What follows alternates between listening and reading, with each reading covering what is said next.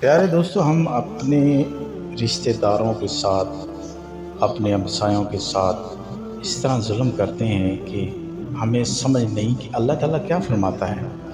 پیارے دوستو، ہم اپنے بھائیوں، بہنوں اور رشتہ داروں کے ساتھ اتنا ظلم کرتے ہیں کہ پیارے دوستو، اللہ تعالیٰ قرآن پاک میں ارشاد فرماتا ہے، ذرا غور سے سنیں، ویڈیو کو پورا دیکھیں اور سبسکرائب بھی کریں اور شیئر بھی کریں۔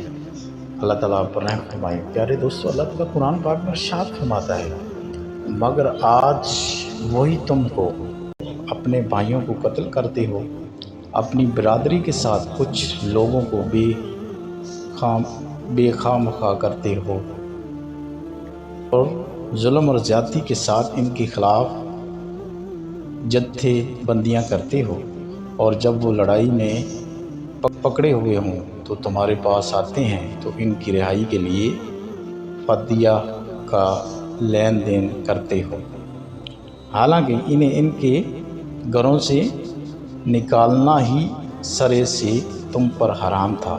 تو کیا تم کتاب کے ایک حصے پر ایمان لاتے ہو اور دوسرے حصے کے ساتھ کفر کرتے ہو؟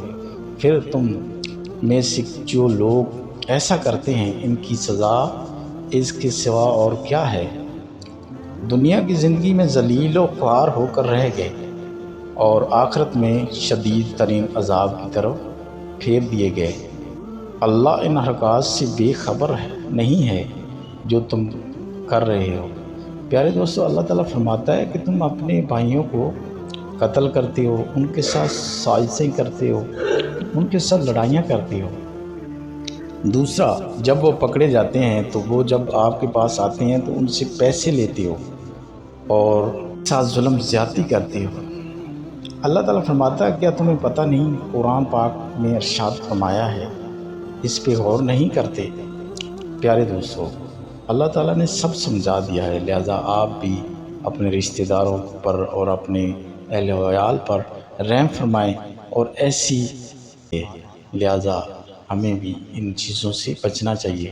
اللہ پر رحم و کرم نوازی فرمائے، آمین۔